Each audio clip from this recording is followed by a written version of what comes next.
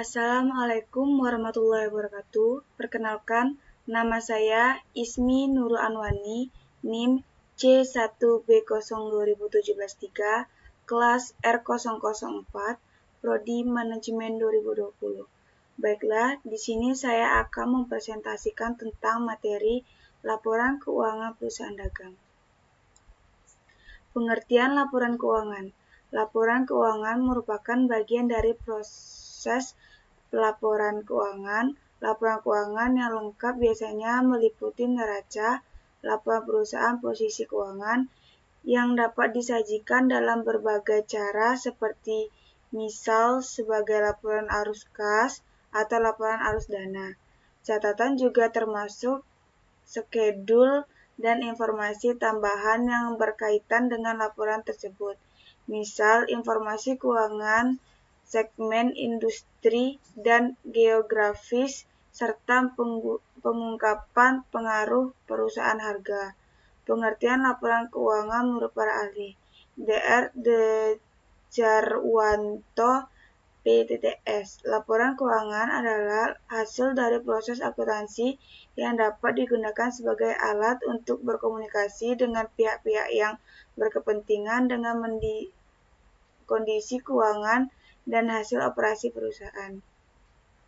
Bambang Bianto. Laporan keuangan memberikan ikhtisar mengenai keadaan keuangan suatu perusahaan, di mana neraca balance sheet mencerminkan nilai aktiva, hutang, dan modal sendiri pada suatu saat tertentu, dan laporan rugi laba mencerminkan hasil-hasil yang dicapai selama satu periode tertentu, biasanya meliputi periode 1 tahun. Tujuan laporan keuangan. Tujuan laporan keuangan adalah menyediakan informasi yang mengangkut posisi keuangan, kinerja, serta perusahaan posisi keuangan suatu perusahaan yang bermanfaat bagi sejumlah besar pemakai dalam pengembalian keputusan. Laporan keuangan memiliki tujuan secara umum sebagai berikut.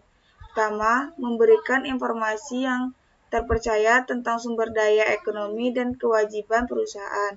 2. Memberikan informasi yang terpercaya tentang sumber kekayaan bersih yang berasal dari kegiatan usaha dalam mencapai laba.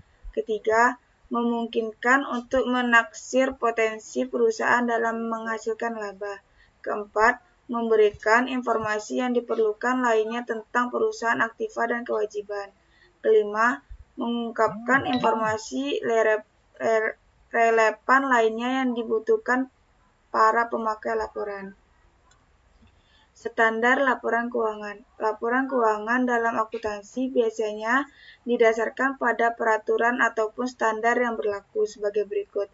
Pertama, akuntansi komersial memakai pernyataan standar akuntansi SPAK.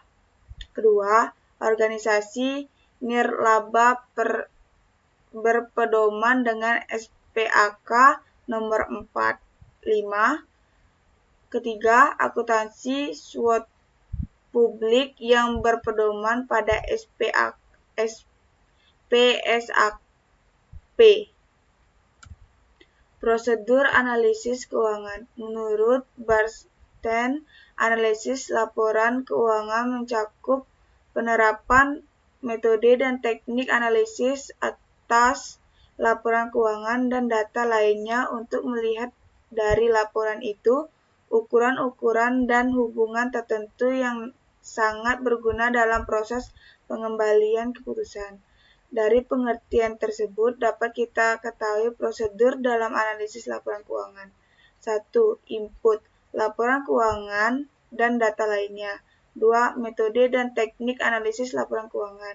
3. Output, informasi yang berguna bagi pengambilan keputusan. Metode dan teknik analisis laporan keuangan.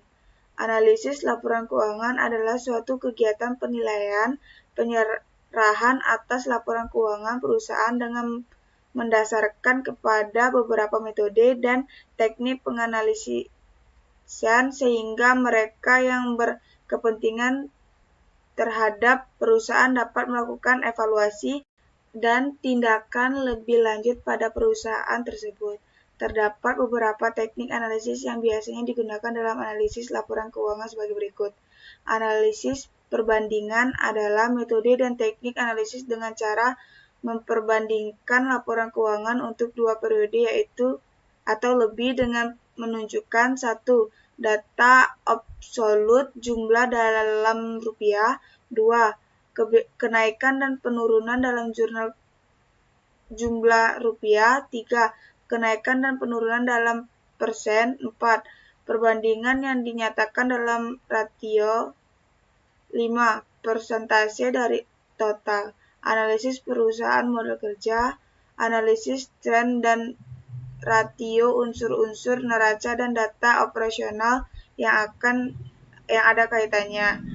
Analisis persentase per komponen dari neraca dan laporan laba rugi. Ratio yang memperlihatkan hubungan beberapa unsur neraca, laporan laba rugi, dan kedua laporan keuangan tersebut. Analisis perbandingan dengan ratio industri. Analisis perusahaan pendapatan neto atau analisis perusahaan laba bruto. Analisis titik input atau analisis break over point. Syarat-syarat laporan keuangan. Berikut syarat-syarat yang harus dipenuhi di dalam membuat laporan keuangan. Pertama, relevan. Kedua, dapat dimengerti. Ketiga, daya uji. Keempat, netral. 5, tepat waktu. 6, daya banding. 7, lengkap. Unsur-unsur laporan keuangan. Unsur laporan keuangan yang berhubungan dengan posisi keuangan dan hasil kinerja perusahaan. Unsur-unsur ini yang intinya akan membentuk transaksi ke sebuah laporan keuangan. Berikut adalah definisi dari masing-masing ke-10 unsur laporan keuangan. Pertama, aktiva. Kedua, kewajiban. Ketiga, ekuitas. Keempat, investasi oleh pihak. Kelima, distribusi kepala pemilik. Keenam, laporan komprehensif. Ketujuh, pendapat. Ke-8, beban. 9, keuntungan. 10, kerugian.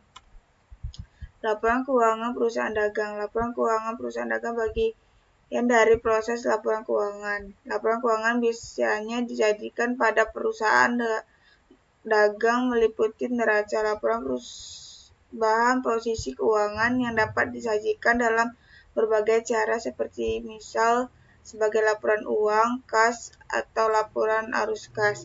Laporan keuangan pada perusahaan dagang pada dasarnya tidak jauh berbeda dengan laporan keuangan pada umumnya, atau lebih laporan keuangan pada perusahaan jasa. Kesimpulan, laporan keuangan adalah bentuk pertanggungjawaban keuangan bagi perusahaan.